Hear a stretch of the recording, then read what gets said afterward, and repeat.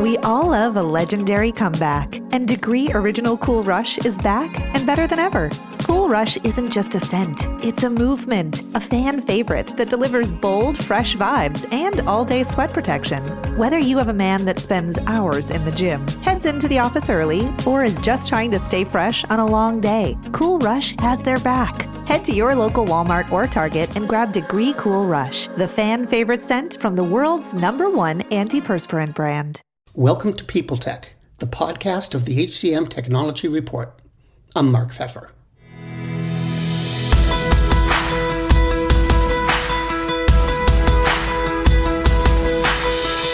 Today we'll be introduced to Workplace Accelerator.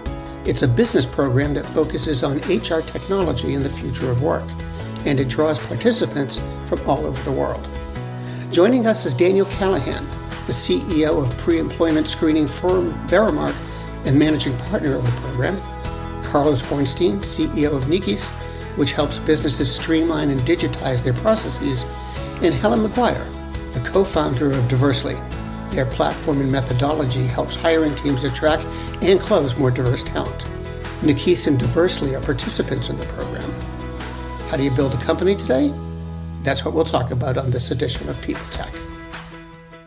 So let me start with you, Daniel. Could you tell me about Workplace Accelerator? What is it? Sure. So we think that HR technology has the force to be a power of good in the world. Obviously, there is a huge amount of time that we all spend at work, and it's a key environment, that defines a lot of our life.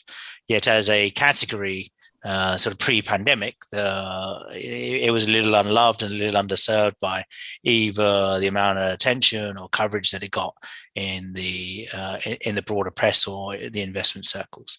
And as such, we decided to build the Workplace Accelerator as a means to help HR tech businesses on a global scale get more exposure, to be connected to a global array of senior industry practitioners, and get connected with a global network of HR leaders who act as mentors throughout the program.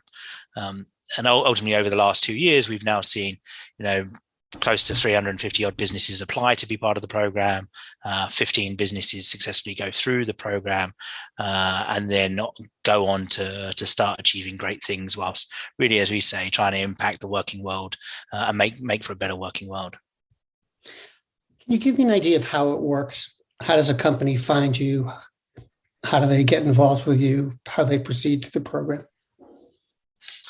So we run one program a year. It's very simple. You can go to www.workplaceaccelerator, all one word. I won't spell it out just for fear of embarrassment, but it's workplaceaccelerator.com. You would just apply, and then there is a 3-stage application process where you'd be screened by some of the founding partners of the accelerator, a number of the operating partners who are proven entrepreneurs and exited entrepreneurs in the HR tech world, and then finally by one of the mentors as well, to make sure that there's a real world domain layer of verification onto it. At that, once you're into the program, we'll also ask you to do a psychometric test to make sure that you have the right cultural fit, and we want people who are inclusive and want to help the other people within the community grow as well, which is a very important part of it. And then subsequently, there is what ultimately becomes a 20-week program whereby you are get lots of one-to-one exposure with your operating partner network, to get extensive exposure to the mentor network, which is different from the operating partner network, but are ultimately the HR leaders around the world who will then tell you and give you condensed an accelerated view of where your product fits in their mind, or therefore your buyer's mind. And then thirdly, ultimately, we'll connect you with a wide and HR tech specific network of investors. Now, Carlos and Helen, I want to ask you about your experiences, but before I do, I'd like to learn a little bit more about each of your companies. So to start with, Helen, can you tell me about what you folks do just in a few sentences? Yeah, of course. So Diversity is a platform that helps businesses become more diverse. And we do so in a couple of ways. Firstly, by helping them to understand their current state of diversity, so specifically across 5 different elements, and then to help them to set goals and to achieve better diversity internally through the use of our tools. And we really focus on sourcing. So we focus right at the very beginning of the talent acquisition process. Okay. Carlos, how about your company? Yeah, Nikis is an all-in-one HRIS system focused on the employee experience. And our target are small, medium enterprises. And the idea is to provide a unified end-to-end experience covering all the HR processes that you may need in a company. Now, Carlos, how did you first get involved with Workplace Accelerator? So obviously, Daniel explained very well how they positioned, and our experience has been and still on exceptional. We were actually looking for a very specific accelerator that actually embraces the idea of HR tech. We wanted to get engaged with senior mentors and business partners, and those who are willing to challenge the way we were doing things. And we wanted also to get good conversations with investors that understood the value of HR tech for a better world. So the work that Daniel and his team are doing in screening the investors that believe in the value of HR tech has been tremendous, and is always much easier to engage with those investors than it would be just to go out and talk to any investor at all. So as a summary, the experience has been wonderful, and we'll recommend it. Okay. Helen, how about you? So my entry point is probably slightly different. I first met Daniel, I don't even know if he remembers this actually, but through an accelerator that I was part of back at the beginning of 2020. So I went through Antler when I was in Singapore. And that's really where the initial idea and focus for diversity came about. And subsequently to that, I kind of ran into Daniel a couple of times at a couple of different meetings and places and so on, and kept him up to date on what we were doing. And I think at one point pitched to him on some kind of program that or rewards that we were involved with about a year ago. And so it was just a kind of gradual introduction to what those guys were doing at Workplace Accelerator. I think for us, the timing was just perfect. We started in September with the rest of the cohort, as Daniel mentioned, and we're probably a little bit earlier than some of them in terms of the focus on fundraising, but it's really just been invaluable where the operating partners and mentors have been concerned with helping us to push the business forward, to really help us to get product market fit, to understand the value, the way in which we sell the business actually, and talk to clients about the business has really changed through the process of the accelerator. And it just continues, the help and the support really just continues from their side as we grow and as we progress as a business. Greetings from Evergreen Podcasts. We're rolling out a listener survey, and we want to hear from you. The information in the survey will help us gather statistics and in turn make our shows more appealing to advertisers. I know most people don't like ads, but this is one of the only ways our shows make money and help keep their lights on. We promise it will only take a few minutes, but the impact on our podcasts will be tremendous. As a token of our appreciation, we'll randomly select one lucky participant each month to win an exclusive merchandise package from Evergreen Podcasts. Head to evergreenpodcast.com/listenersurvey to help a show and possibly get some free stuff for doing so. We can't thank you enough for the support. Now back to the show. Now, I think you touched on this, but I'm going to ask you the full question anyway, Helen, is how does Workplace Accelerator factor into your business? So, I mean, as Daniel mentioned, it's a weekly check-in. So we have a weekly check-in on a Thursday, and that's super helpful because all of the teams are on that, and so you get to share any pain points, any successes through the week, and obviously, generally as small teams and co-founders or even solo founders, you don't always have that support or that insight into what other businesses in your space and at your stage are achieving, and also any challenges that they might be facing. And then on top of that, we're assigned 6 operating partners, which we choose at the beginning, and they focus on specific areas of HR tech or business, let's say. So one of ours was in pricing, another one was in tech, another one was in sales, et cetera, et cetera. And they are really your kind of wingmen and women, if you like, going through the program. So you keep in touch with them pretty much the whole way through. And then on top of that, we had about 60 or 70 requests, I think, from mentors who are from all kinds of business, entrepreneurial, coaching backgrounds, even globally, to talk to about diversity, to help us to move the product and the service forward.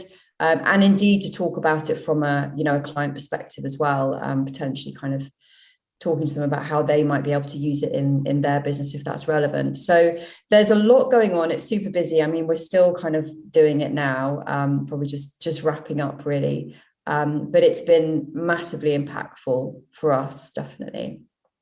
Okay. Carlos, how about you? Well, pretty much the same thing as what Helen said. We, as an average, we spent almost a day a week focused on the accelerator program, because we also have on top of that master sessions, but also we have pitching sessions. So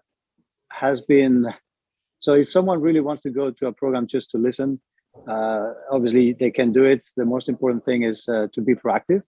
So every 2 weeks we have meetings with the business partners, and in between those 2 weeks we actually try to do and test what they recommend.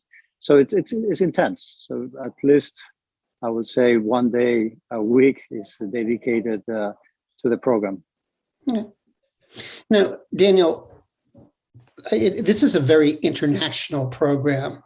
I was looking through the website, seeing a lot of the companies who are involved, and they're in Asia, they're in Europe, they're in the States.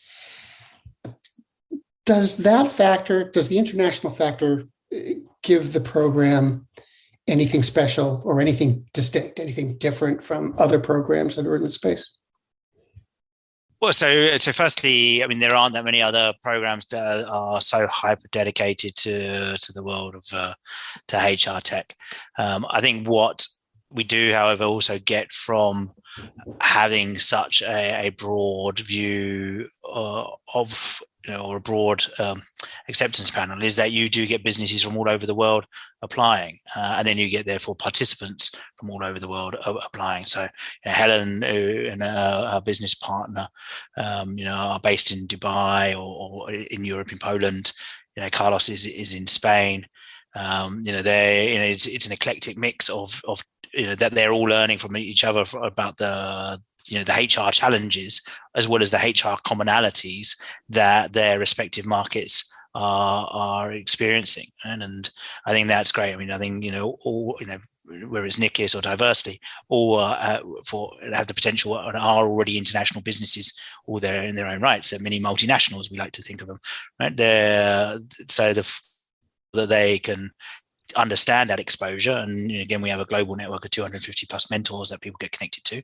The more ready they are to be global and international already. I mean, again, if you look at the client list of either NICIS or diversity already, there are some really big names on there that these organizations and can really benefit from. Again, we'll ultimately ask them to start spreading out into other parts of the world, and I think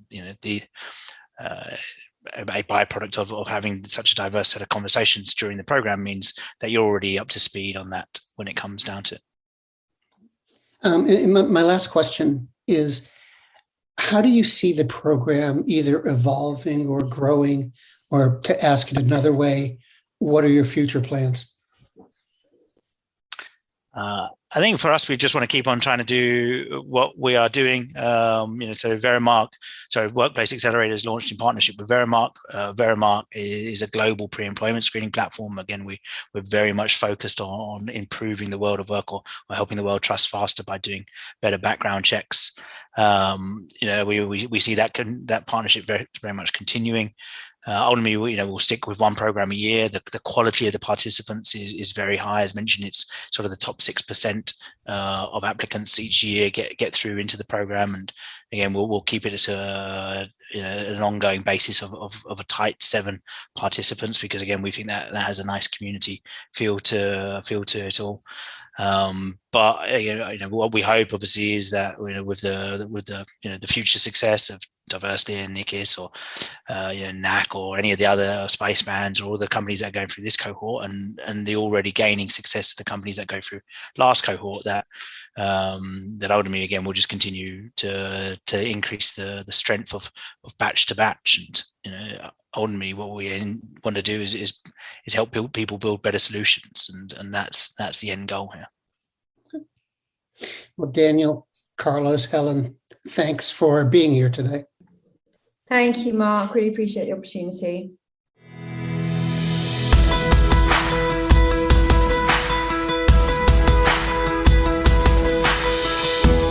You can learn more about Workplace Accelerator on their website at www.workplaceaccelerator.com. My guests today have been Daniel Callahan, Carlos Hornstein, and Helen McGuire, and we've been talking about the business accelerator, Workplace Accelerator. And this has been People Tech, the podcast of the HCM Technology Report. We're a publication of Recruiting Daily. We're also a part of Evergreen Podcasts. To see all of their programs, visit www.evergreenpodcasts.com. And to keep up with HR technology, visit the HCM Technology Report every day. We're the most trusted source of news in the HR tech industry. Find us at www.hcmtechnologyreport.com. I'm Mark Pfeffer.